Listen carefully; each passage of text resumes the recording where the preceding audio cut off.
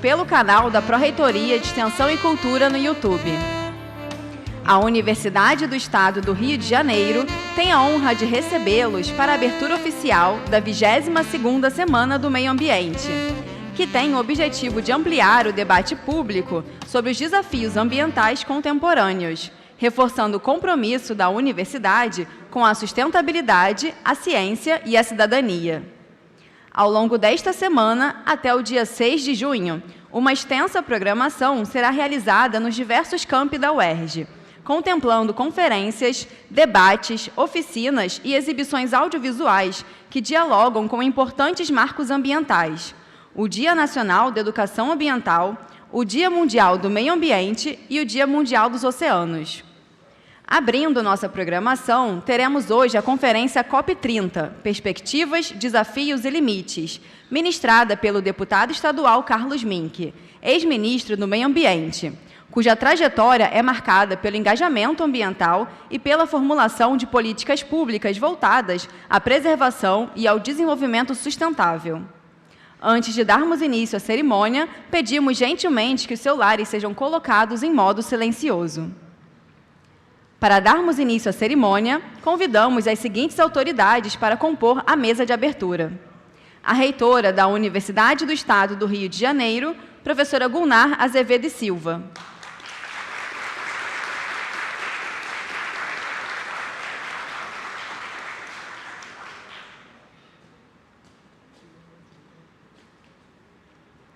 O pró-reitor de graduação da UERJ, professor Antônio Soares.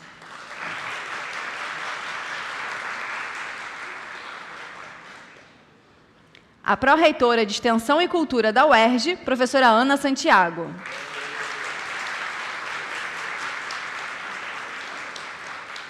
A pró-reitora de Pós-Graduação em Pesquisa, professora Elizabeth Macedo, representada neste ato pelo professor Israel Felsenschwalb.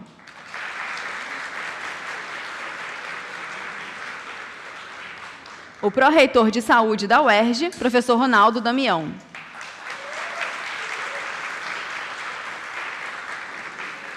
O diretor do Centro de Ciências Sociais, professor Renato Veloso.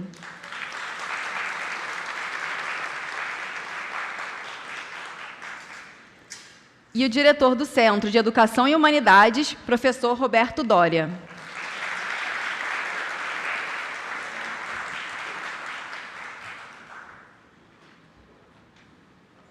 O diretor do Centro Biomédico, professor Mário Fritz, representado neste ato pela diretora da Faculdade de Ciências Biológicas e Saúde, professora Catarina Ecardi Fingolo.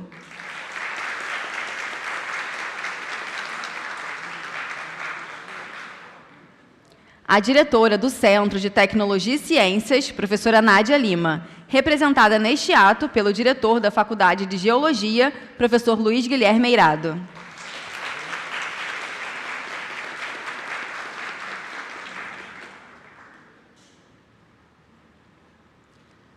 Para realizar a abertura oficial da 22ª edição da Semana de Meio Ambiente, com a palavra, a reitora da Universidade do Estado do Rio de Janeiro, professora Gulnar Azevedo e Silva. Bom dia a todas as pessoas presentes. Eu queria agradecer demais vocês todos aqui, os que estão nos assistindo, cumprimentar meus colegas pró-reitores, representantes dos pró-reitores que não puderam, a minha colega pró-reitora de extensão, que organizou, junto com sua equipe, toda a colaboração de nossos parceiros na universidade e também fora, organizou essa 22ª semana. Eu escrevi aqui ontem, de noite, porque eu fiquei achando que eu tinha que ser objetiva, tá? Umas palavras e vou pedir permissão para ler, tudo bem? Mais uma vez, a UERJ abre a universidade conclamando todos para participar da Semana do Meio Ambiente aqui da nossa universidade. A gente quer discutir coletivamente, em todos os nossos campi, as estratégias para um futuro mais sustentável. Desde a sua primeira edição, o planejamento dessa atividade teve como motivação conscientizar a comunidade acadêmica e a sociedade como um todo sobre a importância da preservação da biosfera terrestre. São questões fundamentais e de altíssima relevância para a defesa da vida e do planeta. Serão apresentados aqui o que produzimos como objeto de estudo e pesquisa de nossa comunidade, com técnicos administrativos, professores, estudantes, trabalhando pela biodiversidade, mudanças climáticas, educação ambiental, situação dos povos indígenas, o desenvolvimento sustentável, racismo ambiental, gestão ambiental, a saúde e o meio ambiente, recursos híbridos, entre outros temas. Nesse momento político que passa o país, a sociedade como um todo, em especial as universidades, tem por necessidade ampliar esse debate e lutar para que não haja retrocessos na política ambiental. Não podemos aceitar que, no ano em que a COP30 será realizada no Brasil, o Senado tenha aprovado um PL que desmonta as regras do licenciamento ambiental no país. Como afirma o deputado Carlos Mink, aqui presente, nosso convidado de honra, que vai fazer a conferência dessa semana de abertura, é um desmonte que significa o maior retrocesso na área ambiental nos últimos 80 anos. Quero mais uma vez aqui registrar nossa solidariedade à ministra Marina Silva pelos ataques que sofreu na semana passada por parte de senadores na audiência pública, onde ela se posicionou firmemente em defesa de uma política ambiental sustentável, soberana. Todo o nosso apoio a ela. Essa semana não ocorre apenas aqui no campus Maracanã, mas está acontecendo nos diversos espaços da universidade, com uma extensa programação de mesas redondas, palestras, cursos, oficinas e exposições. E isso enche a gente de orgulho. Como afirmou nossa pró-reitora de extensão, Ana Santiago, a UERJ, enquanto espaço de formação crítica e produção de conhecimento, tem, por responsabilidade, promover o debate interdisciplinar sobre as questões ambientais. Eu agradeço demais à pró-reitora de Extensão e Cultura, Ana Santiago, por meio do Departamento de Extensão, DEPEST, e também agradeço também as demais pró-reitorias e a Prefeitura do Camp, aqui do Maracanã, que nos ajudou com um trabalho exaustivo a realizar essa semana. A gente agradece também o apoio da FAPERJ e agradeço ao grande deputado Carlos Mink, nossa referência nacional e internacional de tantos anos pelas causas ambientais. Nosso grande apoiador e com quem sempre aprendo muito, preciso dizer isso, que fará a aula inaugural COP30, Perspectivas, Desafios e Limites.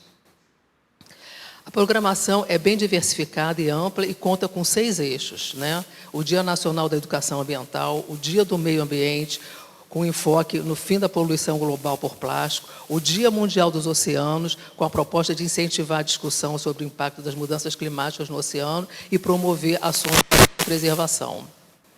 Na ocasião, também haverá o lançamento do livro Universidade, Extensão e Sustentabilidade, que é uma reflexão, né, sobre a Semana do Meio Ambiente que a UERJ vem realizando e também teve um marco importante em 2024. Tá? Eu queria dizer, então, que a gente se sente muito alegre, muito feliz e entende que essa semana, para a UERJ, tem um marco, tem um significado muito grande. Eu gostaria que a gente pudesse, a partir daqui, não só estimular a nossa pesquisa, a nossa extensão, o que a gente ensina em sala de aula, mas que a gente pudesse também implementar ações de sustentabilidade nessa universidade. Para isso é necessário que a gente amplie o nosso investimento, que a gente possa captar mais recursos para que a gente consiga fazer na UERJ um exemplo de universidade sustentável, tá? E comprometida com todas as causas do meio ambiente. Eu agradeço muito, mais uma vez eu desejo uma excelente semana para todos nós e a gente dá continuidade, então, passando a palavra para... Obrigada, gente. Ouviremos agora o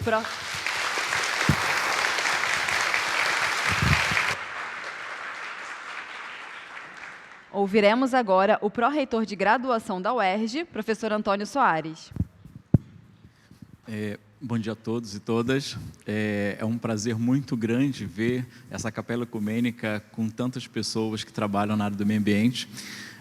Inicialmente, eu gostaria de saudar a professora Gunara Azevedo, reitora da Universidade do Estado do Rio de Janeiro, o deputado Carlos Mink, os pró-reitores aqui, meus colegas docentes, técnicos e estudantes todos aqui.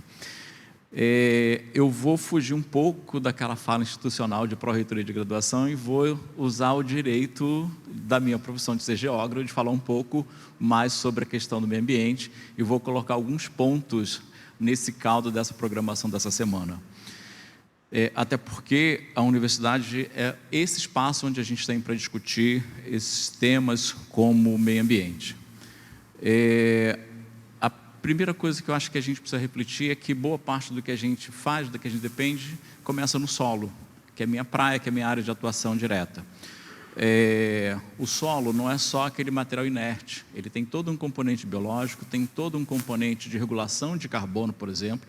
As maiores reservas de carbono no planeta estão justamente dentro do solo. E é nesse solo também que a gente produz alimentos. Assim, não existe um meio ambiente sadio com pessoas passando fome. Então, a gente precisa conciliar o que é a proteção ambiental, da questão de saúde, de todos os problemas que a gente tem relacionados à produção de alimentos e, efetivamente, combate a mudanças climáticas. Hoje a gente fala, durante muito tempo, principalmente nos anos 90, a gente discutiu a questão dos resíduos. Então, a gente tinha todo o estabelecimento de uma política nacional de resíduos sólidos. A gente primeiro começou com água, com ar, o solo foi o último desse meio a ser pensado em termos de legislação. A gente tinha como hábito depositar os nossos resíduos urbanos nos lixões, que depois viraram aterro sanitário, aterros controlados, mas a gente nunca pensou uma solução para cidades médias, por exemplo, como a compostagem desses resíduos orgânicos. Muito em parte, muito devido à natureza desses resíduos domiciliares, uma vez que eles estavam muitas vezes contaminados com metais pesados. A gente não faz separação desses resíduos, ou grande parte de nós não faz separação ainda desses resíduos. E quando fazemos, as prefeituras misturam tudo no mesmo espaço, e aí aquilo que era aproveitável, ele deixa de ser aproveitável por causa dessa contaminação. A questão dos carbono. Hoje muito se fala sobre carbono, sequestro de carbono. A gente não tem informações detalhadas no Brasil sobre a quantidade que a gente tem estocado de carbono ou sobre como se dão os mecanismos de fato de sequestro de carbono. Esses reservatórios do solo de carbono, à medida em que a gente retira florestas, seja para implantar cidades, seja para implantar agricultura, a gente libera gradativamente um volume gigantesco de carbono para a atmosfera.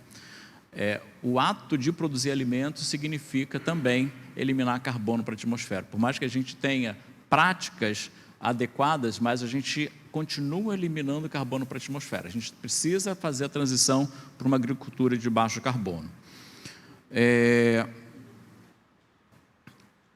A questão da desertificação. Assim, acho que a gente fala hoje, muito se fala hoje em desertificação. A gente tem um histórico da África, com um avanço das áreas desérticas na África, mas a gente esquece do Brasil. A gente tem um avanço do polígono das secas em várias direções e, por incrível que pareça, a gente está num território úmido, mas a gente tem uma área em processo de desertificação no Rio de Janeiro, que é a região noroeste do estado. Se a gente pensar na dinâmica daquela região, em termos de vegetação, em termos de uso histórico, nos últimos 200 anos o que a gente mais fez foi retirar a floresta desses ambientes. E com a floresta se perde toda a capacidade que esse solo tinha de estocar carbono, e não estocar carbono significa eliminar o que foi estocado no passado para a atmosfera. Tem um outro ponto importante na questão dos resíduos, que é como aproveitar os resíduos. E que natureza são desses resíduos? A gente fala no primeiro momento sobre os resíduos urbanos, domiciliares urbanos, mas a gente tem uma outra natureza de resíduos que pode ser aproveitadas, por exemplo, para recuperar carbono. Existe hoje muita coisa sendo pesquisada no que a gente chama de regeneração de solos, que envolve a aplicação de materiais inertes, em teoria inerte, para que esse material, ao se intemperizar, ele sequestre carbono. Então, a gente precisa pensar muito nessa questão do sequestro de carbono. Nas áreas desérticas ou nas áreas em processo de desertificação, quando o solo vira pó, não se produz alimento. Então, onde a gente perde a capacidade de produzir, de fixar vegetação nesses solos, a gente não tem como produzir nenhum alimento, nem sequer carne. Nem sequer carne. Então, é preciso que a gente pense como restaurar áreas não significa necessariamente só reflorestar. A gente precisa pensar em toda uma dinâmica de estoque de carbono, porque se você planta eucalipto, você, em teoria, está reflorestando, mas aquilo não é, de fato, um reflorestamento. O papel da universidade, então, ele passa a ser esse espaço onde a gente debate essas ideias e, além de debater, a gente precisa propor soluções. Sim. As soluções nascem a partir do engajamento de estudantes nos diversos projetos de extensão, tá? A partir dos nossos pesquisadores, com as parcerias que a gente faz. Eu garanto aqui que muita gente não sabe que o outro colega do mesmo andar faz. É necessário que a gente tenha esse conhecimento de como fazer esse trabalho interdisciplinar. A comunidade, de um modo geral, precisa estar imbuída, e me deixa muito triste ver que todo o arcabouço ambiental, de leis ambientais que a gente criou nos anos 90, a gente vai perdendo gradativamente. Isso é muito triste, de fato. Mas quando a gente se reúne na universidade para poder discutir meio ambiente, falar sobre o que está sendo feito, me dá um pouco de ânimo, que a gente consiga, então, ter nessa semana debates proveitosos, que os nossos alunos, nossas alunas consigam ter inspiração a partir das falas aqui. Tá? E eu desejo a vocês todos uma excelente semana do meio ambiente, e estarei aqui assistindo a alguns dos eventos, que eu vi a programação, está muito interessante. Obrigado, um bom dia a todos.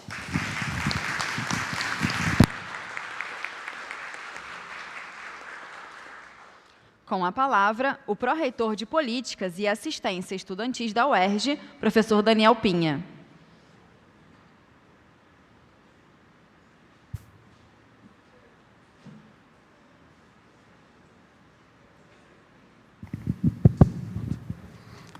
Bom dia a todas as pessoas presentes aqui. Queria saudar todos os componentes da mesa, na figura da reitora. Falar da importância desse evento para a universidade, assumir um ponto de vista responsavelmente leigo sobre esse tema, né? E aí eu falo disso pensando o quanto que, para toda universidade, para todo estudante que sai formado pela UERJ ou por uma universidade pública, esse é um tema que me parece ser fundamental, inclusive aos leigos, né? Porque é isso que define a universalidade dos temas, né? Imaginar o meio ambiente como um tema que pensa os modelos de desenvolvimento das cidades, imaginar o meio ambiente como espaço para a formação de todos os nossos estudantes, e imaginar que essa é uma agenda que nos desafia a pensar sobre o futuro, né? Falando um pouco da minha área, né, que é de História, a gente pensa muito sobre as relações entre passado, presente e futuro, e o quanto que a gente imagina que as novas gerações, né, a juventude, têm se dedicado cada vez mais a pensar o presente, ao instantâneo, não é? Muito resultado de algumas mudanças que vêm ocorrendo aí no mundo do trabalho, não é? Na Previdência, por exemplo, que promovem um giro quase instantâneo para o presente, não é? Tem sido um desafio para a gente atrair as pessoas para a universidade em função disso. O quanto que o meio ambiente, não é? Imaginar a temporalidade da natureza, que é muito maior, não é? Do que a nossa, imaginar a possibilidade de produzir novas consciências, né? O quanto que é uma forma da gente agir no presente e construir o compromisso para o futuro e deslocar um pouco, né? Isso que a gente tem chamado a atenção de um efeito de presença, de presentismo, que faz com que as novas gerações parece que não alcancem, né, os prejuízos que um determinado modelo de desenvolvimento tem nos levado, né? Então, é uma tarefa urgente da UERJ, ela se insere numa agenda global, me parece, né, fundamental, que tem aí esse evento de Belém, iniciando no Brasil, e que nos desafia sempre a pensarmos como professores continuamente. É isso.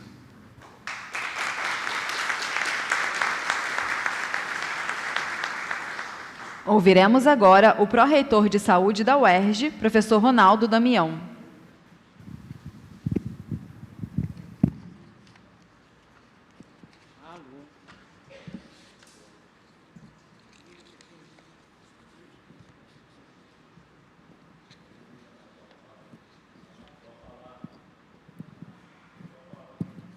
Muito obrigado. Quero saudar aqui a nossa reitora, Gunnar Azevedo, e, em nome dela, saudar aqui a mesa e todos os presentes. Eu queria dizer a vocês que há uma preocupação muito grande com a Pró-Reitoria da Saúde com o meio ambiente. É indissociável saúde e meio ambiente. E essa questão se revelou, nesses últimos anos, com a grande tragédia que abalou o mundo, que foi a pandemia. Esse vírus, ele estava na floresta. A devastação humana é que traz esses vírus até a gente. E isso levou a essa pandemia terrível que matou milhões de pessoas. O nosso querido deputado aqui presente, Carlos Mink, está há 40 anos levantando essa bandeira.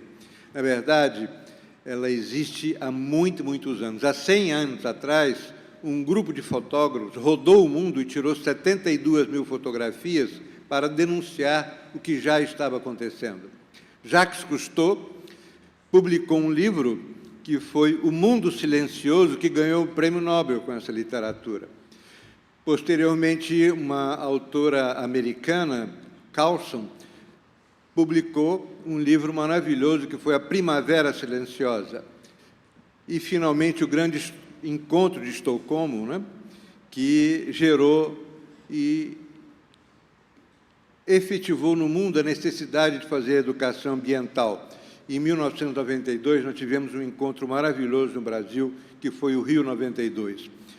Apesar dessa preocupação muito grande, nós ainda estamos frequentemente violando o meio ambiente. Então, um evento como esse, dentro de uma universidade, é extremamente oportuno para que a gente possa conversar sobre isso, para que a gente possa ouvir as pessoas que conhecem bem esse assunto e tomar posições que possam trazer benefícios à nossa comunidade, ao nosso Estado. Muito obrigado, estou honroso pelo convite de estar aqui.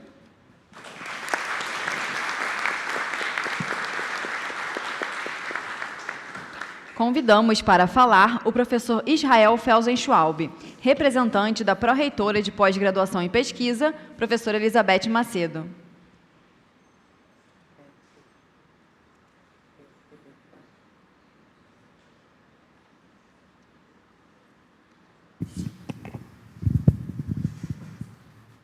Bom dia a todos e todas, presentes e que nos escutam pelo YouTube.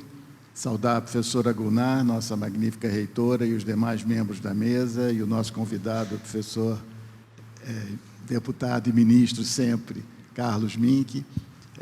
Muito me alegra poder estar representando a professora Elizabeth Macedo, que hoje não pôde estar presente, e me pediu para participar dessa mesa.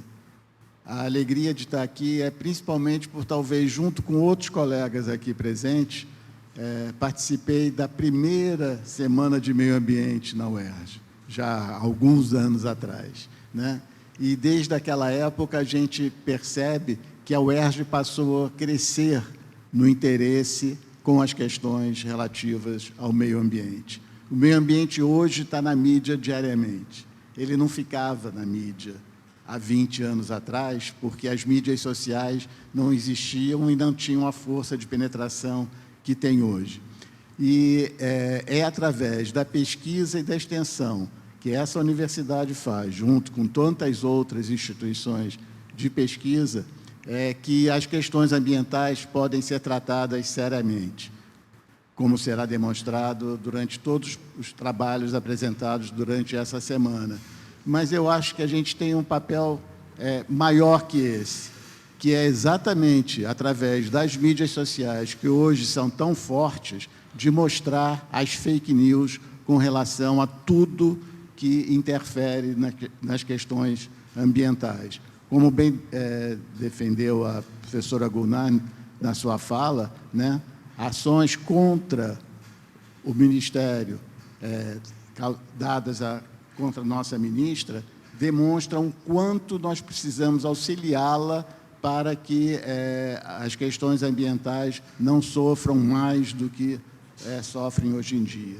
Então, é só através dos trabalhos de pesquisa feitos com seriedade, com apresentação à sociedade dos seus resultados, como será feito essa semana na UERJ, e com a ajuda dos trabalhos de extensão que levam à sociedade essas pesquisas, que nós conseguiremos combater principalmente os grandes inimigos que temos contra as questões ambientais, como já apontado. Muito obrigado e que a gente tenha uma excelente semana.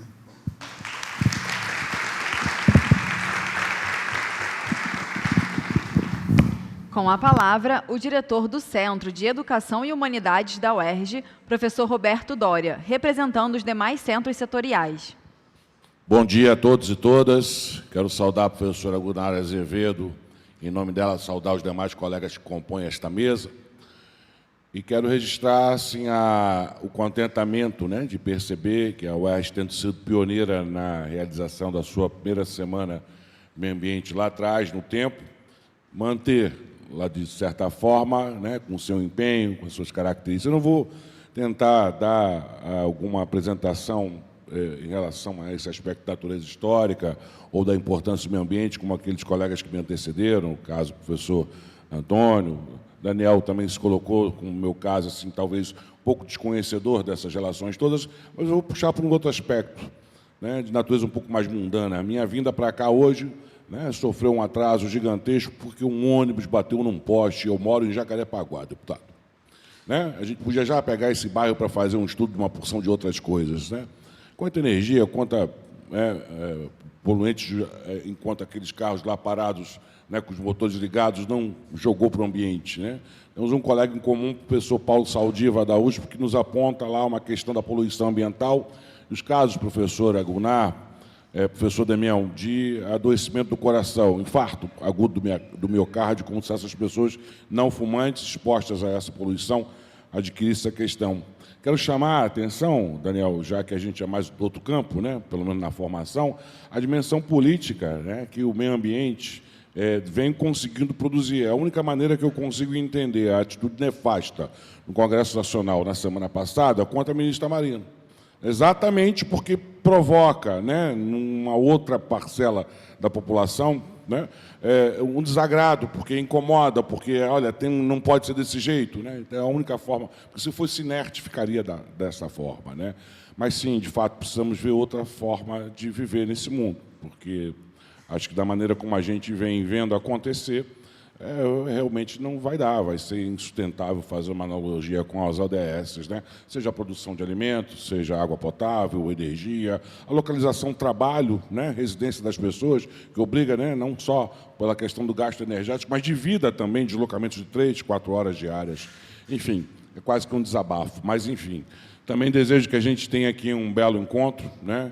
Saudar aqui o nosso ministro Carlos Mink, né, que foi importante no momento que a gente fazia o projeto Reflora, de trazer para o Jardim Botânico a coleção do Kew Garden e também do Jardim Botânico de Paris. À frente do CNPq estava o professor Marco Antônio Zago. Isso também é significativo para a produção de um conhecimento e, certamente, para um desdobramento de natureza política para o restante da população. Obrigado, bom dia a todos.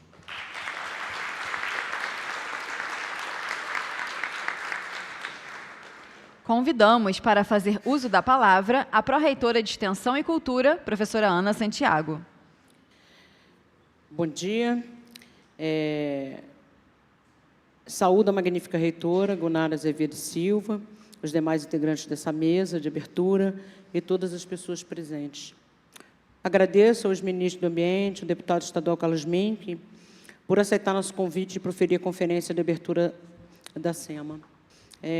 Sempre é uma alegria vê-lo falar, e foi muito importante para a minha formação trabalhar na sua equipe em um determinado momento da minha vida. Antes de começar minha fala em si, eu tenho que obedecer a Cris e dar uns avisos. Os exemplares do livro, né, que nós estamos lançando hoje, que corresponde às atividades do ano passado, né, vão ser distribuídos para os autores a partir de amanhã, no gabinete, ok? E o livro, tanto digital quanto impresso, pode ser adquirido na livraria da UERJ, porque foi uma parceria, né, com a EduERJ.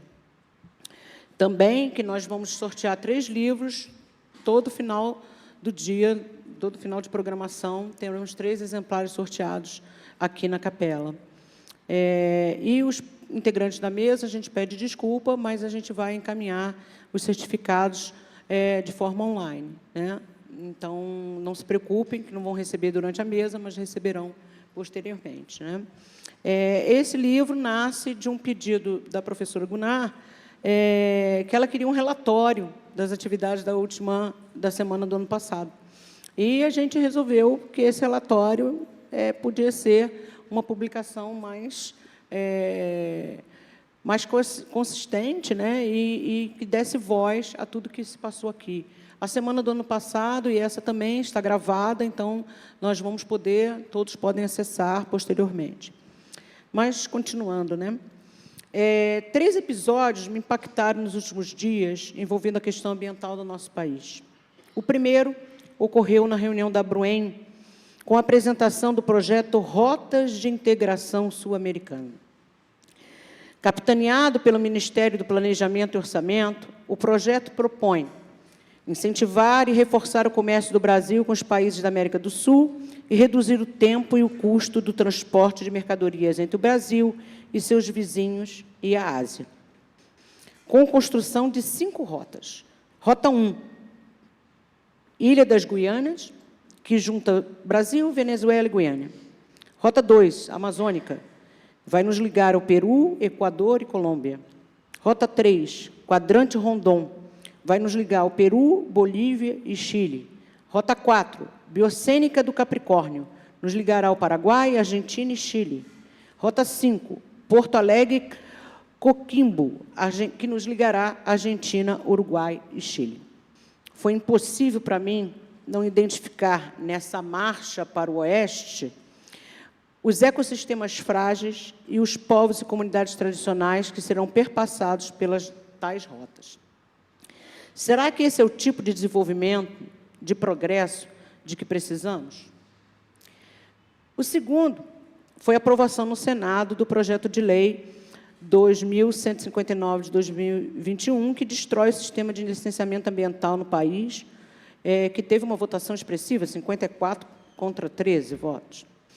Como alerta a moção de repúdio de que os organizadores desse evento foram signatários, a adoção de proposta como a licença por adesão e compromisso, LAC, a licença ambiental especial, LAI, e o licenciamento em territórios indígenas e quilombolas em processo de demarcação expõe populações que vivem em condições de vulnerabilidade, especialmente os povos e comunidades tradicionais, a riscos de elevada abrangência e intensidade, como exemplificado nos 2 desastres da mineradora Vale, no estado de Minas Gerais, em Mariana e Brumadinho.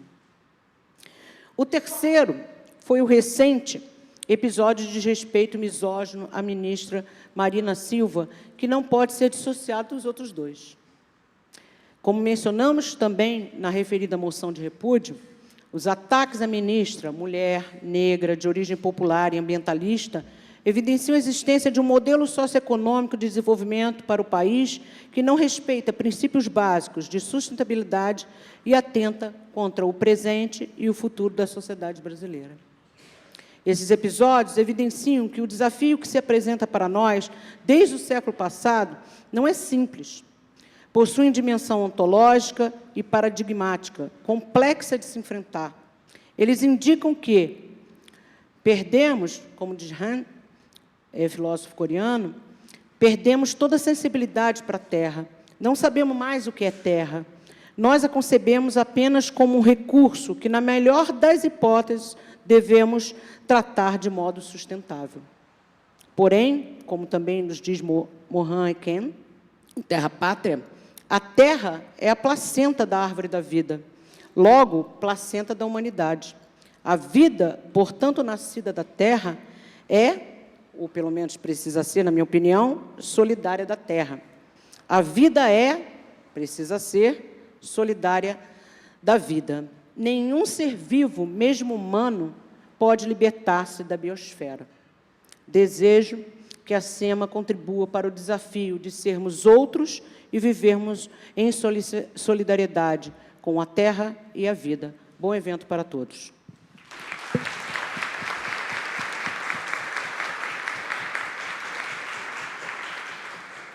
Dando continuidade ao evento, convidamos as autoridades da mesa de abertura a tomar assento na plateia.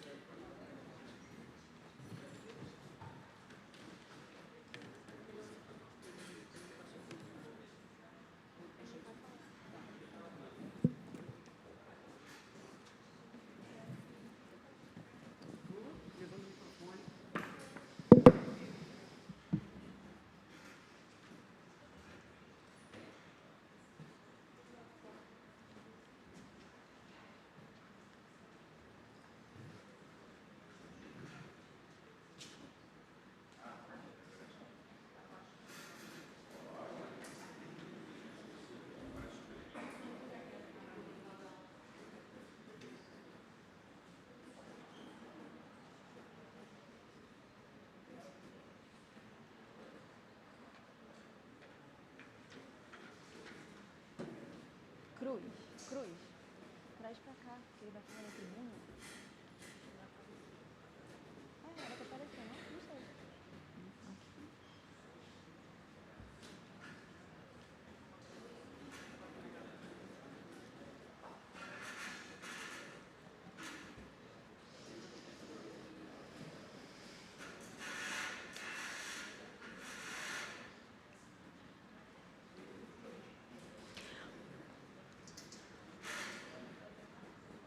Procederemos agora à conferência de abertura, ministrada pelo deputado estadual Carlos Mink.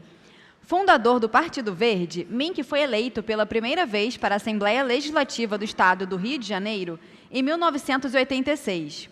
Em 1990, 1994 e 1998, foi reeleito pelo Partido dos Trabalhadores.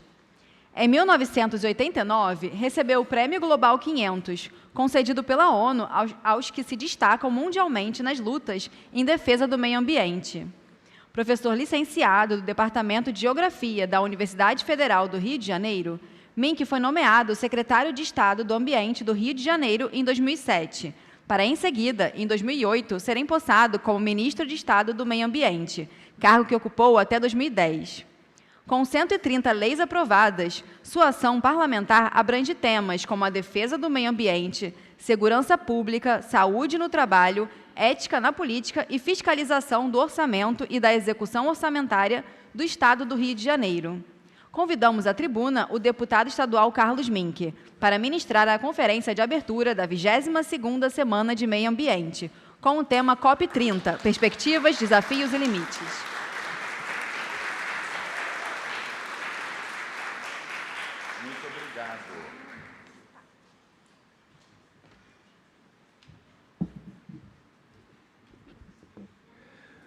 Bom dia, todas, todos, parabéns, UERJ, pela sua existência, pela sua resistência e pelo seu compromisso ambiental. Então, estamos aqui às vésperas da COP, numa situação muito desfavorável. Um mundo mergulhado em guerras insanas, que drenam recursos que deveriam estar indo para o combate à fome, para a questão ambiental e acabam indo 50 vezes mais para a questão do armamento, que tanto beneficia as indústrias armamentistas, é bom que se diga. Temos vários desafios e eu vou me referir a eles nessa minha exposição. Queria antes saudar o ERJ e as nossas atividades conjuntas, várias foram referidas aqui na mesa de abertura, pela reitora Gunara Azevedo, pela Ana Santiago e por vários professores e professoras que estavam aqui na mesa. Queria lembrar que, vocês receberam também vários, uns adesivinhos aqui, e a cartilha do Cumpra-se, que a gente sempre distribui, porque cada adesivo desse é uma lei, né? Cannabis medicinal, câmera nos uniformes, agrotóxico, racismo, LGBT, escola sem mordaça. A gente sempre distribui isso, porque muitas vezes as leis não são cumpridas porque as pessoas mesmo não têm conhecimento delas. Então, a gente distribui sempre também a cartilha do Cumpra-se, né? Tem cerca de 140 leis aqui, várias feitas ou desenvolvidas junto com a UERJ. Começo mencionando uma, a professora Ana Santiago fez referência, uma lei antiga de educação ambiental que não era cumprida. Vários professores da rede pública estadual não tinham formação suficiente para dar a educação ambiental. O ovo e a galinha. Então, nós fizemos um grande programa junto com a UERJ, nossa saudosa Lara, a Ana Santiago, com recursos do FECAM, e a UERJ formou milhares de professores das escolas públicas estaduais para eles desenvolverem a educação ambiental, dentro de um sentido que não é decoreba, não é a turma repetir o que é buraco da camada de ozônio. Educação ambiental é mudança de comportamento. Então, as escolas têm que ter um horto, têm que ter uma biblioteca, têm que fazer reciclagem do lixo, têm que visitar um lixão, têm que visitar um parque, saber o que é. E isso foi feito. Aliás, antes de começarmos aqui esse evento, conversávamos com a reitora Gunara Azevedo, que disse da importância da UERJ ter programas de reciclagem, de sustentabilidade, de captação da água, de energia solar aqui dentro da UERJ, e nós nos comprometemos de correr atrás de fontes de financiamento para o ano que vem a UERJ começar a fazer isso, que além de tudo, além do exemplo demonstração, economiza recursos. Você vai economizar na água, vai economizar na energia e vai dar um exemplo de sustentabilidade no local, na prática aqui. Queria também mencionar que vários departamentos da UERJ, menciono biologia, oceanografia, mas podia mencionar vários outros, participaram de muitas vitórias ambientais. Uma delas, quando a gente duplicou o Parque Estadual da Ilha Grande, né, onde a UERJ tem um trabalho importante. Recentemente tivemos aqui, também conversando com a reitora Gunnar, a Ana e vários outros professores, sobre a ampliação do parque, da gestão do parque e da transparência. Queria mencionar um episódio muito recente que talvez vocês nem tenham essa informação, que é a seguinte. Aprovamos uma lei de defesa do rio Macaé, desde a nascente lá em Friburgo, né, no Parque dos Três Picos, até a foz no Porto de Macaé. E ele estava ameaçado por alguns empreendimentos que iam quebrar o fluxo da água, a pesca, o ecoturismo. Isso foi levado à votação na SECA, que é a Comissão Estadual de Controle Ambiental, onde a UERJ tem assento e voto. E a UERJ teve um excelente desempenho e nós conseguimos, por 13 votos a 1, o único voto contrário foi da Firjan, a Federação de Indústrias, e conseguimos derrubar esses empreendimentos com base na lei, e esse movimento foi capitaneado pela turma do ecoturismo, os biólogos da região, a turma da canoagem, né, e da pesca também. Então, isso aconteceu uma semana atrás. Então, queria agradecer aqui ao UERJ por ter, no seu argumento, no seu voto, contribuído decisivamente por essa vitória que vai salvar o rio Macaé. Bem, são tantas as parcerias, isso não é só na área ambiental, né? Foi mencionada aqui a área da saúde. Várias das leis que a gente fez sobre saúde do trabalhador e tecnologia limpa, que levaram ao banimento do amianto, que gerava doenças seríssimas, como asbestose, mesotelioma, o fim do jato de areia nos estaleiros, que gerava silicose no pulmão dos operários, o banimento do chumbo, do mercúrio nas empresas químicas. Tudo isso tem o dedo da UERJ, de professores e pesquisadores que olham para a universidade, mas olham para a sociedade. Isso eu acho que é um compromisso nosso. Eu sou da UFRJ, sempre falei isso. A gente tem que devolver para a sociedade sobre a forma de pesquisa, de projetos, de programas, de alternativas na área da alimentação, na área ambiental, na área educacional, na área da saúde, em tantas outras áreas, da tecnologia, sobretudo, os nossos conhecimentos sobre a forma de transformação da sociedade. Eu acho que a UERJ faz isso e deve continuar sempre nessa boa linha. Quero dizer também, e logo em seguida passo a copy, que sou coautor da Lei das Cotas e autor da Lei de Bolsa para os Cotistas, e os bolsonaristas na Assembleia tentaram derrubar a Lei das Cotas e tentaram aprovar uma lei de privatização da UERJ, mas assim mesmo, não é interpretação, era o título. E nós conseguimos derrotar ambas, né? E, seguramente, a UERJ continua pública, de qualidade. Precisa, claro, de mais recursos. A gente sempre batalha por isso, e é sempre uma dificuldade, não só no Brasil. A gente vê o que está acontecendo nos Estados Unidos, a cruzada que esse presidente obscurantista faz contra as universidades.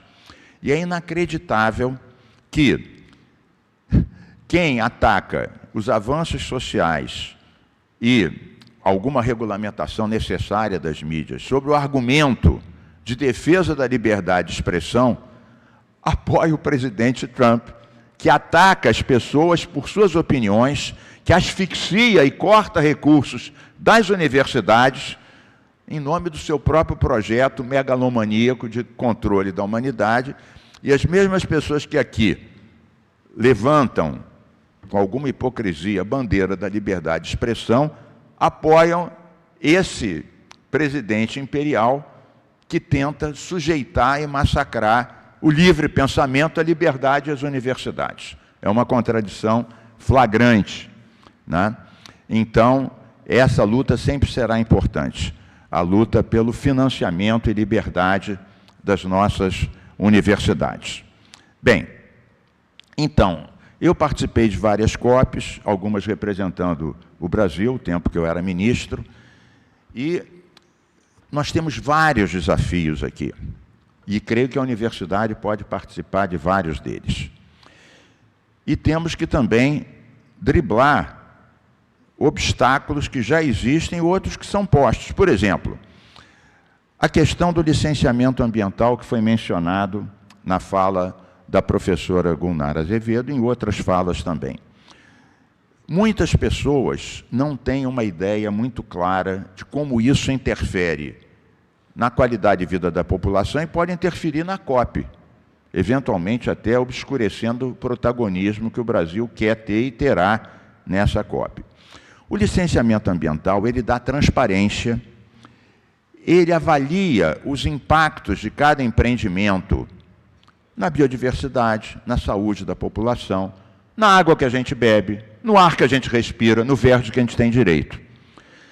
E dá alternativas locacionais e tecnológicas para esses empreendimentos e também formas de mitigar, reduzir o impacto na vida e na saúde das pessoas. Além disso, numa fase logo a seguir, o licenciamento ambiental, ele determina dois tipos de medidas. Uma são os condicionantes ambientais. Uma empresa que se situa num lugar vai atrair milhares de pessoas, vai aumentar a demanda por água, por saneamento, por transporte. Então, pode ser, dependendo da dimensão dessa empresa, um condicionante ambiental, investir algo em saneamento, em transporte, em água, para compensar o afluxo de população para esse local. Outras medidas pós são o que se chama de compensação ambiental, que é diferente dos condicionantes. A compensação ambiental é uma parcela pequena, geralmente 0,5%, 0,6%, que vai para um fundo, aqui a gente criou por lei o Fundo da Mata Atlântica, está aqui na cartilha do Cumpra-se, que é para implantar unidades de conservação. Não é só criar, é implantar, ou seja, ter sede, subsede, plano de manejo, regularização fundiária, fiscalização. Senão, são os parques de papel. Eles têm que ter vida, têm que ter consistência. Então, quando as forças do produtivismo, né, atacam o licenciamento ambiental, como aconteceu agora no Congresso, isso não é uma questão técnica ou pequena. Infelizmente, grande parte da população acaba não tendo uma informação, e eu acho que esse também é um papel da universidade. Esse é um papel nosso, nas redes sociais, no parlamento. Por exemplo, recentemente houve um projeto horrível, uma PEC de privatização das praias. Completamente antiecológico, antissocial. A praia é o que a gente tem, bom, bonito e barato, um espaço de convivência da população, de esporte, de lazer, de convivência. E já tinha passado na Câmara, estava no Senado, quando a população se deu conta, através das manifestações dos ecologistas, dos surfistas, dos cientistas, houve uma mobilização tão grande, houve uma consulta no Senado e 90% se manifestaram contrários à PEC de privatização da praia. Eles tiraram de votação e até hoje não voltou. Está lá num cantinho esperando a gente relaxar para voltar. Mas vejam que foi a mobilização das pessoas e o esclarecimento que levou a essa guinada e a essa resistência. Então, nós defendemos que, em relação a esse PL que decepa, né, adultera completamente né, cerceia o licenciamento como instrumento de qualidade de vida, de transparência, que a gente faça o mesmo movimento que a gente fez em relação à PEC das praias e consiga também paralisar. É claro que, na perspectiva que a gente possa perder essa... A gente também está exigindo que a Câmara faça audiência pública, ouça cientistas antes de tomar uma decisão assodada como essa, que, além de prejudicar o protagonismo brasileiro na COP30, tem um outro aspecto que eu quero mencionar, que é o acordo de livre comércio entre o Mercosul e a Comunidade Europeia. Isso está sendo discutido há 27 anos. Esse governo acabou conseguindo eliminar vários dos obstáculos, e a primeira etapa desse acordo, foi assinado recentemente, mas não está completamente operacional. Há países da Europa, entre os quais a França, que tem uma base protecionista muito grande e que usam, muitas vezes, o argumento ambiental para reforçar o seu protecionismo. O que eles dizem? Os países da América Latina têm leis ambientais mais frouxas que a Europa, portanto, tem que investir menos, portanto, seus produtos ficam mais baratos e vão fazer uma competição desleal com os produtos europeus. Bom, isso nem é tão verdade assim. No caso brasileiro, a nossa legislação ambiental é até boa e avançada. Mas eles usam esse argumento. É claro que quando você desmonta o licenciamento e a proteção ambiental, você acaba reforçando as barreiras que esses países constroem, muitas vezes sobre o argumento ambiental, para dificultar um acordo tão importante. Digo mais, esse acordo já é muito importante antes, mas com esse Trump bombardeando as bases do livre comércio internacional, muito mais urgente e fundamental, este acordo de livre comércio, Mercosul, União Europeia, é mais essencial tanto para o Brasil e para a América Latina, quanto para a própria Europa. Então, é predatório e completamente insano nós avançarmos na contramão ambiental às vésperas da COP e às vésperas do Acordo de Livre Comércio Mercosul-Europa. Bem, então, em relação à COP, quais são os grandes desafios de toda a COP? Primeiro, nós temos a parte dos cientistas, né? No painel intergovernamental da ONU para mudanças climáticas, né? Tem vários brasileiros que fazem parte desse painel. Esse painel faz os cenários. O que está acontecendo, né? Com a temperatura do mar, né? A velocidade do degelo das grandes geleiras, e vão analisando o que está acontecendo. E, infelizmente, as primeiras previsões dos cientistas, há 20 anos atrás, e que vários diziam que eles eram catastrofistas, que ficavam imaginando coisa, que esses cenários só existiam em filmes de terror ou de ficção científica. O que acontece é que o ano passado foi o ano mais quente de todos os anos do planeta. E isso provavelmente vai se repetir nos anos seguintes. Ou seja, as piores previsões dos cientistas do painel intergovernamental da ONU para mudanças climáticas foram, e que eram ditos catastrofistas, foram superados pela realidade. Então, agora o mais incrível de tudo, pegamos o caso do Brasil. Rio Grande do Sul debaixo de água. Amazônia secando, o lugar do mundo que tem mais água doce. Apesar disso tudo, uma parte da população acaba indo atrás de uma tese muito antiga e deletéria, que o meio ambiente é um obstáculo ao desenvolvimento, que é o que acusam a Marina, o Ministério e o meio ambiente. Vocês estão obstruindo. Olhem as obras paradas. Eu falava agora com a reitora Gunnar Azevedo, eu tive esse fim de semana em Brasília, sentado do lado do Rodrigo Agostinho, que é o presidente do IBAMA. E ele me deu um dado que eu próprio não tinha, até pautei alguma mídia para dar essa matéria. De 1.400 obras, total ou parcialmente paradas, apenas 5% têm pendências na legislação ambiental.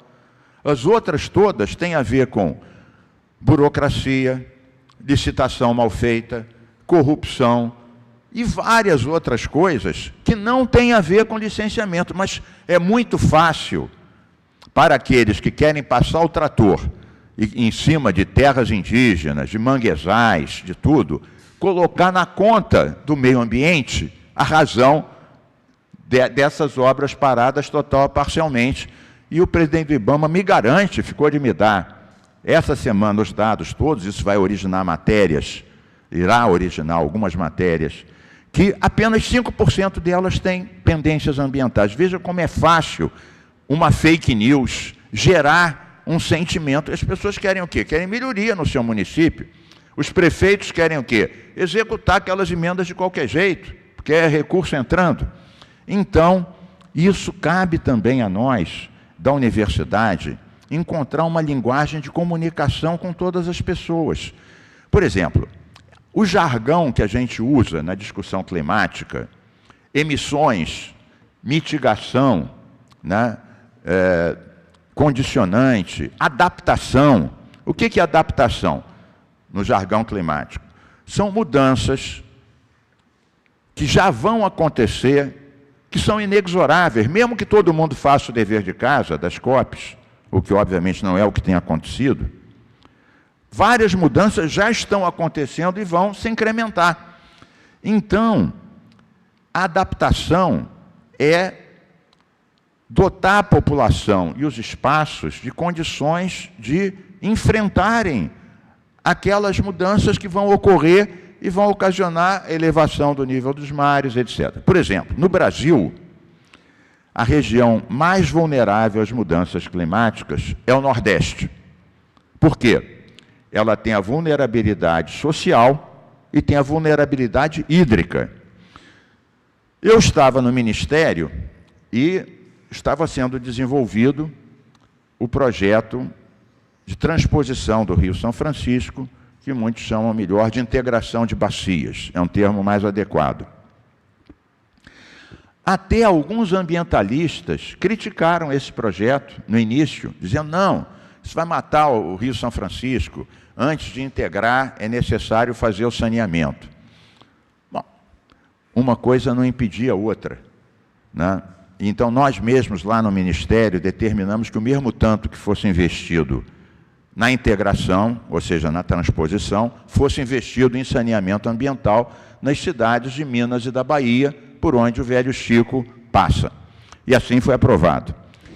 Então, lá fora, o projeto de integração, de transposição, era considerado o maior projeto de adaptação, porque você levava água para 7,5 milhões de nordestinos, região, como eu expliquei, mais vulnerável por ter a vulnerabilidade social e a vulnerabilidade hídrica. Então, isso tudo, às vezes é difícil comunicar com a população.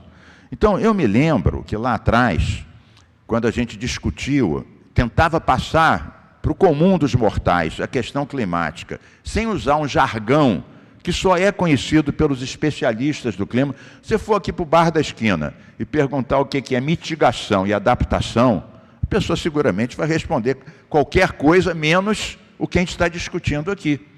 Então, eu me lembro que quando a gente discutia a poluição e as emissões, eu falava assim, olha, essas emissões não estão afetando só o planeta lá em cima, estão fazendo um buraco no pulmão do seu filho e no seu bolso, porque com menos chuva a energia vai ser mais cara. Com mais poluição, você vai ter problemas de saúde. Então, se você não consegue relacionar a questão climática com o dia a dia da população, é muito fácil um discurso obscurantista e economicista tentar jogar a população contra o meio ambiente, isolando a área ambiental.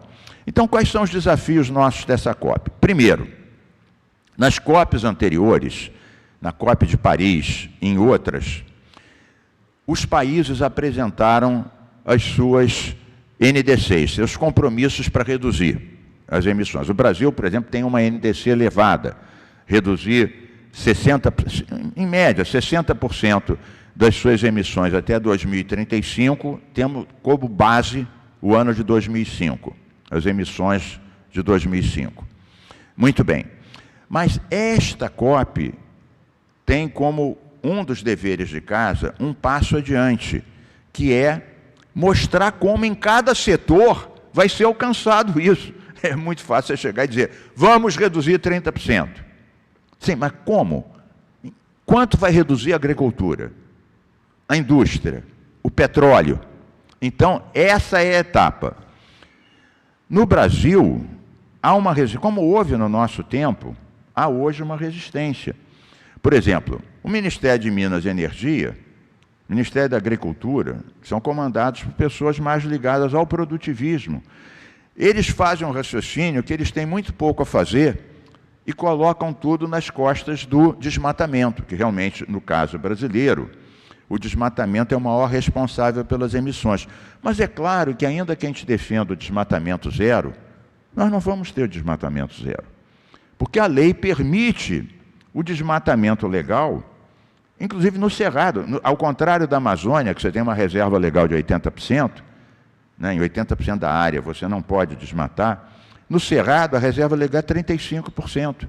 Então você pode desmatar legalmente 65%, excluindo dessas áreas, evidentemente, as APPs, né, que são as margens dos rios e o topo dos morros. Então, a meta de desmatamento zero é sempre, a gente pode conseguir o desmatamento ilegal zero, isso sim, mas o desmatamento legal também emite. Então, a indústria, o petróleo, né, a pecuária, jogam nas costas do desmatamento alcançar a NDC brasileira, para tirar a sua responsabilidade e contribuir para a redução das emissões. Um outro problema essencial, é que eu abro um parênteses, só para contar uma história antiga, mas tem que ver com isso. Eu fui ministro de 2008 a 2010, já há bastante tempo. A gente reduziu a metade do desmatamento da Amazônia, criamos o Fundo Clima, o Fundo Amazônia, e nesse período o Brasil foi o primeiro país em desenvolvimento a ter meta de redução das suas emissões de carbono. Os países ricos já tinham metas no protocolo de Quioto anterior, mas o protocolo de Quioto excluiu os países em desenvolvimento. Quando nós levantamos essa ideia no Ministério, todos os ministérios eram contra isso. Só o Ministério do Meio Ambiente era favorável. A gente teve que ir mudando a posição de um por um. Ciência e Tecnologia ajudou, a Embrapa ajudou, e nós fomos mudando pouco a pouco até chegarmos, o presidente Lula e a então ministra Dilma concordaram que o Brasil podia dar esse passo. Inclusive, na época, Celso Amorim já era ministro de Relações Internacionais, era o nosso chanceler. Ele tinha uma grande preocupação do Brasil romper a unidade com o grupo dos 77, que na verdade eram cerca de 120 países. Na época se chamava Terceiro Mundo, hoje se chama Sul Global, mas é absolutamente a mesma coisa. Porque esses países tinham uma ideia de que, por conta da responsabilidade histórica, cabia aos países ricos assumirem isso. É claro que essa tese tem uma base verdadeira. Os países ricos poluem muito mais, poluem há muito mais tempo e têm muito mais condições financeiras e tecnológicas. Mas só aqui, naquela época, eu argumentei isso com o presidente Lula, com o ministro Amorim, dos 5 maiores emissores, 4 eram países em desenvolvimento, inclusive Brasil, China e Índia. Então, se a gente ficasse exclusivamente na responsabilidade histórica, era uma tese politicamente correta, historicamente correta, mas só que a gente ia ter que procurar outro planeta, porque dos 5 maiores emissores, 4 eram em desenvolvimento. Então, para contemplar o ministro Amorim, eu tive reuniões com os ministros de meio ambiente da África do Sul, da China, da Índia, e expliquei para eles que a gente ia avançar nessa posição, mas sempre frisando que a responsabilidade maior para reduzir, para financiar e para transferir tecnologia seria sempre dos países ricos, mas que a gente também começaria a fazer a nossa parte, dessa forma. E eles acabaram aceitando. Com base nisso, o ministro Amorim acabou vendo que o avanço nosso dessa área não ia provocar uma ruptura nossa com os nossos aliados do Grupo dos 77, atualmente Sul Global, os países do Sul Global.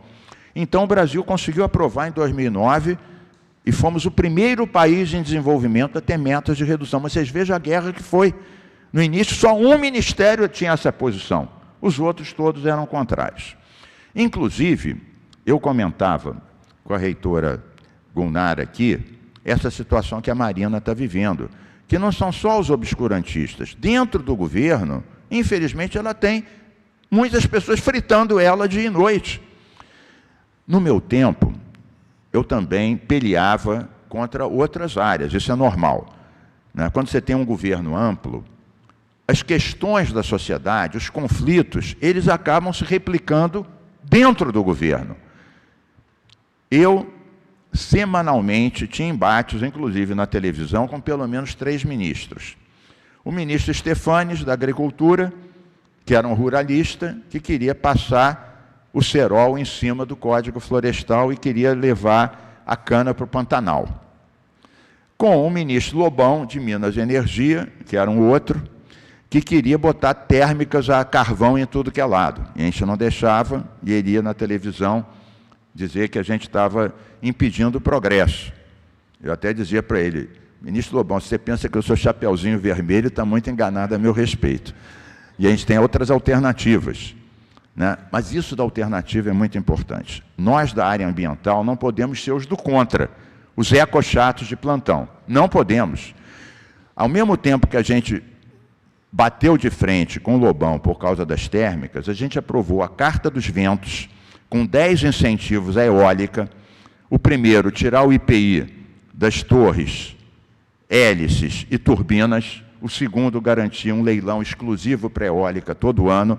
E nós, em 10 anos, 12 anos, passamos de 1%, que a eólica representava na matriz elétrica brasileira, atualmente 12,5%. Isso é importante. Na discussão da BR-319, que eles querem um asfaltamento, sem grandes estudos, de uma estrada de 850 quilômetros, que liga Manaus a Porto Velho, atravessando a área mais protegida da Amazônia, nós estudamos na época, poucos dias atrás saiu uma matéria do jornal se referindo a isso, uma ferrovia que poderia na mesma transportar cargas e pessoas, mas não teria 1/10 do impacto. Por quê? Não sei se vocês já viram o que acontece na Amazônia quando se asfalta uma grande estrada. Tem o que a gente chama de espinha de peixe. Espinha de peixe são várias estradinhas que vão saindo e que permitem os caminhões trazerem a madeira ilegal arrancada. Uma estrada de ferro não tem isso. E era economicamente viável, mas não foi implementada. No caso da eólica, foi implementada. Então vejam como nós, e aí a universidade tem um papel. A universidade tem um grande papel. Nós só conseguimos acabar com jato de areia porque as áreas da engenharia, da UFRJ, da UERJ, mostraram que havia várias outras formas de preparar os cascos e as chapas, né, tirando a ferrugem e as cracas, sem precisar de usar o jato de areia que levava a sílica em suspensão para o pulmão dos operários, os metalúrgicos. Então, sem alternativa tecnológica, nós não íamos ter conseguido barrar as térmicas a carvão do Lobão em todo o Brasil. Mas a gente multiplicou por 12 a energia eólica nesse período. Eu chamo muita atenção porque isso mostra o papel que a universidade tem. A pesquisa, o desenvolvimento científico e tecnológico estão na base de nós podermos avançar com as nossas ideias mais sustentáveis para a produção, para o consumo, para o reaproveitamento do lixo, como foi muito bem mencionado aqui, né? A reciclagem. O lixo, eu digo que o lixo é matéria-prima fora do lugar.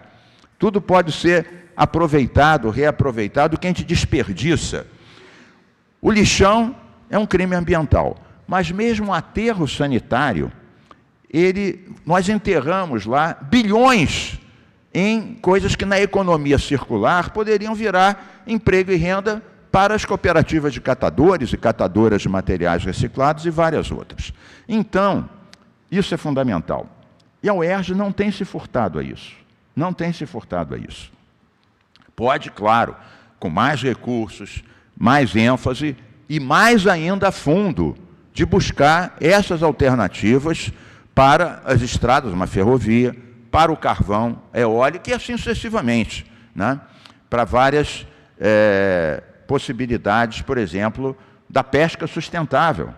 Da pesca sustentável, nós criamos, com o apoio da UERJ, mas sobretudo nesse caso da UF, a Universidade Federal, a Reserva Extrativista Marinha de Itaipu, Piratininga, para os pescadores daquela área, né? Que garante para aqueles pescadores que não vão chegar óleo derramado, não vão chegar os grandes barcos de arrastão de Santos e outros lados e diminuir a possibilidade da pesca artesanal.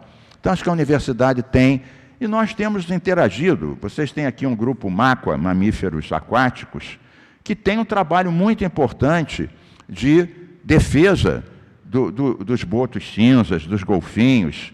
Isso tem que ser sempre incrementado. É um orgulho para nós, a UERJ, ter esses programas. Mas voltando aqui para a COP. Então, nós temos o desafio da nossa NDC.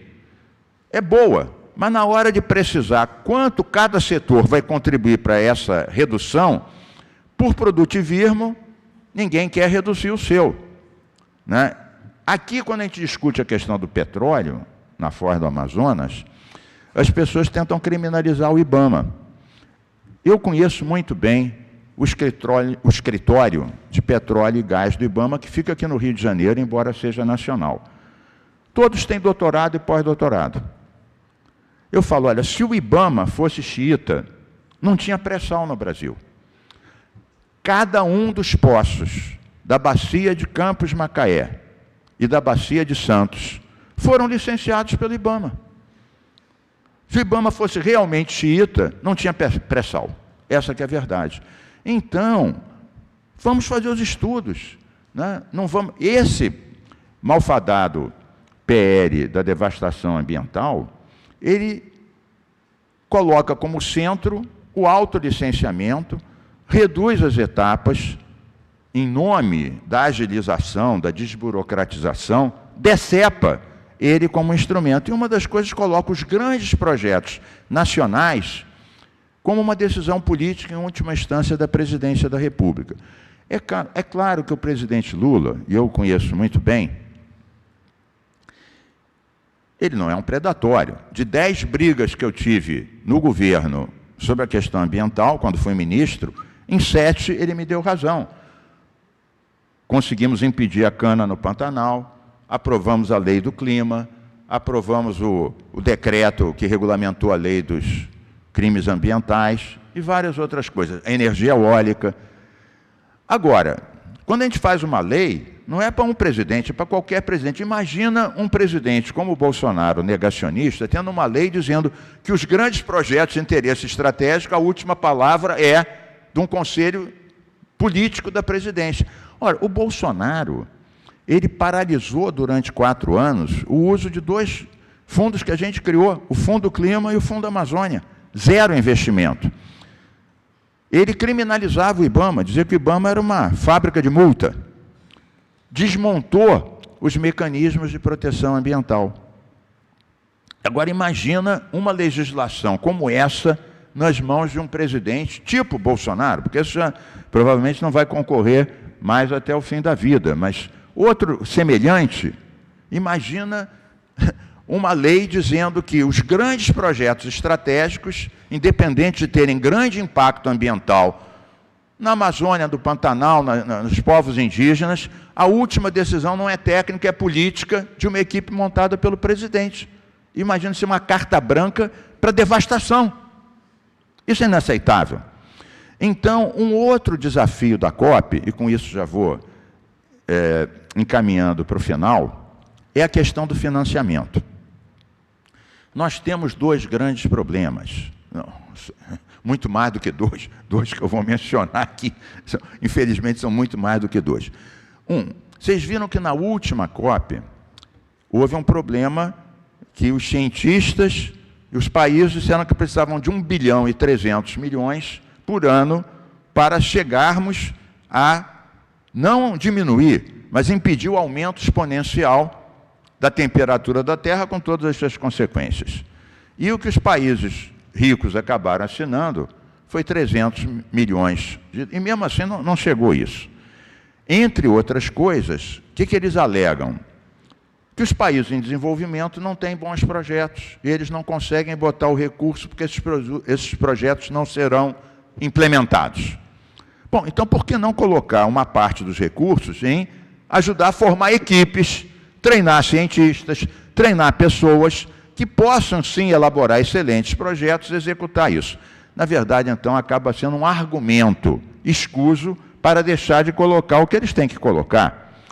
Então, os Estados Unidos, que é o país mais rico, né, e, junto com a China, os maiores emissores, o Trump saiu do Acordo de Paris, como saiu dos acordos da saúde, da OMS, e em várias outras áreas. Então, os Estados Unidos fora. Bom, a gente também tem que ver, e isso é uma outra linha, que o Trump não fala por todos os Estados Unidos. Vários estados americanos têm legislações e iniciativas muito boas, de energia solar, energia eólica e várias outras linhas. E o Trump não manda nisso, vocês sabem que lá há muita autonomia dos estados. Então, uma das linhas que o nosso embaixador Corrêa do Lago, que é uma pessoa seríssima e que está à frente da COP 30, ele está buscando essas áreas. Não vamos imaginar que o Trump manda em tudo dos Estados Unidos. Inclusive, tem vários empresários que investiram trilhões em energia solar e eólica. Vão fazer o quê agora? O outro diz, perfure, baby, perfure. É um dos lemas do Trump. Vão fazer o quê? Vão desmontar os seus investimentos que fizeram ao longo desses anos todos. Isso é insano, além do que é impossível fazer isso. Então, essa é uma linha. A outra linha, as guerras. Essas guerras que interessam muito mais ao populismo, pretensamente nacionalismo, né, e à indústria armamentista, seja a guerra do Oriente Médio, uma guerra completamente insana, seja a questão da Ucrânia, outra, acabam drenando trilhões e trilhões de recursos que acabam faltando para a questão ambiental e para a questão do combate à fome, à miséria e à exclusão. Então, as nossas melhores cabeças que estão empenhadas, a Ana Toni, né, Corrêa do Lago e vários outros cientistas do IPCC, do painel da ONU, estão formatando um modelo de financiamento complexo que eu acho muito efetivo, que entram também fundos privados e não apenas fundos públicos. Os grandes fundos privados, né, ligados a aposentadorias, etc., e vários outros, que existem no Brasil, mas também nos Estados Unidos e na Europa, são trilhões, não bilhões, são trilhões. Mas eles não vão doar isso, porque esse dinheiro pertence às pessoas que põem lá as suas poupanças, etc., etc. Mas sim, um modelo onde eles possam investir nisso, ter um retorno, isso ser garantido pelos bancos centrais dos respectivos países, e uma taxa considerável virá investimento para os países se prepararem do ponto de vista tecnológico, operacional, para prevenir as mudanças climáticas, reduzir emissões, reflorestar, avançar com energias alternativas e avançar com várias outras linhas. Esse modelo não era consistente antes e agora é consistente.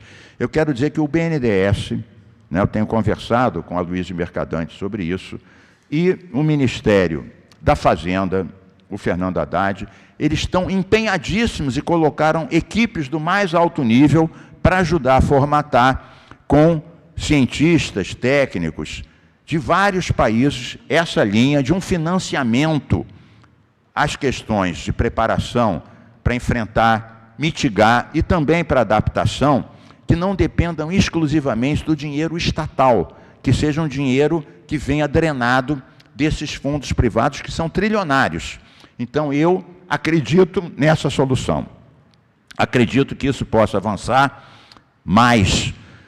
Esses são alguns dos temas nossos.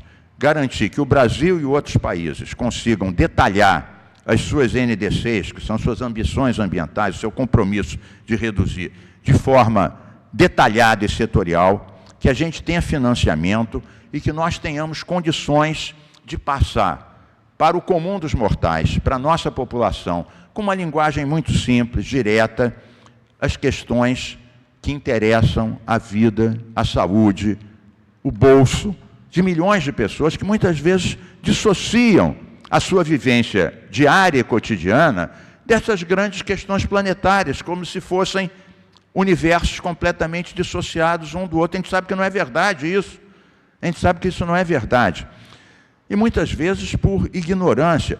Várias cidades nossas, os prefeitos fazem uns calçadões em cima dos manguezais e da restinga, e depois, quando o mar vai recuperar o que era seu, fala: o mar está invadindo. Não, o mar não está invadindo. Os prefeitos é que invadiram a faixa de proteção, e o mar está recuperando o que era dele. Isso acontece aqui, você vai para Rio das Ostras, vários outros lugares, está acontecendo exatamente isso.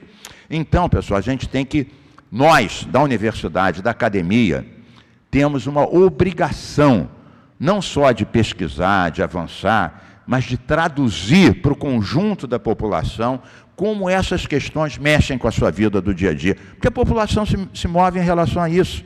E a fake news é muito forte. Outro dia, alguns dias atrás, eu fiz uma postagem que teve muita visualização sobre essa questão tributária e da responsabilidade fiscal, que agora estão debitando tudo isso em cima do Haddad. Eu lembrei algumas coisas. O governo mandou um projeto para reduzir os altíssimos salários, engavetado. Mandou outro projeto para reduzir as emendas bilionárias, numa proporção que não existe em nenhum outro país do mundo. Muitas delas sem transparência, e o ministro, bravo ministro Flávio Dino, tem toda a razão de ir em cima disso. Então, altos salários, gaveta. Redução das emendas parlamentares, gaveta. Previdência dos militares, que está bem diferenciado, vamos atualizar? Não, não podemos mexer, gaveta. Né? Isenções fiscais, bilionárias, várias das quais deixam de ter sentido e várias das quais nós não sabemos que isso é renúncia fiscal. Isenção fiscal é renúncia fiscal. Então, várias das quais a gente não sabe qual é o benefício que a sociedade está tendo em matéria de emprego e de desenvolvimento por conta dessas renúncias. E o Congresso, até agora, tem se recusado a reduzir isso, claro, por pressão dos lobbies. Então, engavetam altos salários, engavetam redução das emendas, engavetam mexer nos incentivos fiscais e na questão da pensão dos militares. E depois chegam e dizem que o governo não quer diminuir gastos, que o governo só quer aumentar as despesas. Espera aí, mas então por que a gente não começa pelas emendas, pelas isenções fiscais e pelos altos salários? Altíssimos. Então, a gente temos essa obrigação. A universidade, ela é informada, ela lê, ela pesquisa, ela publica, a UERJ faz isso sempre, a gente sempre dá nosso reconhecimento, nosso tributo à UERJ, ao UFRJ, a Fiocruz, a UF também. Agora a gente tem que ser mais. O desafio nosso é maior ainda, porque as questões ambientais são cada vez mais prementes, urgentes e devastadoras. Os que se opõem a elas cada vez têm mais argumentos. A Marina não foi crucificada só porque ela é mulher ambientalista, embora isso tenha pesado.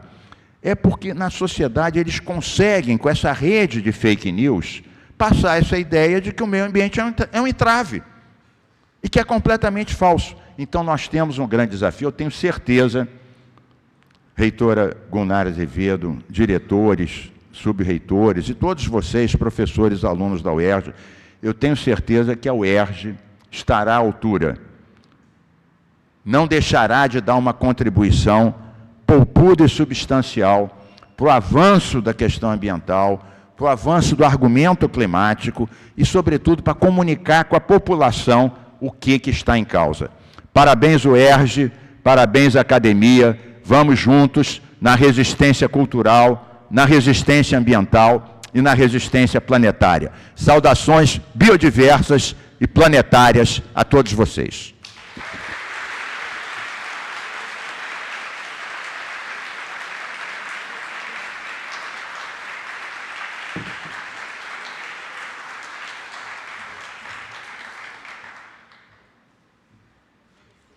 Concluímos assim a cerimônia de abertura da 22ª Semana de Meio Ambiente da UERJ. Convidamos a todos os presentes a um brunch que será servido aqui no subsolo da capela. Retomaremos nossas atividades às 14 horas.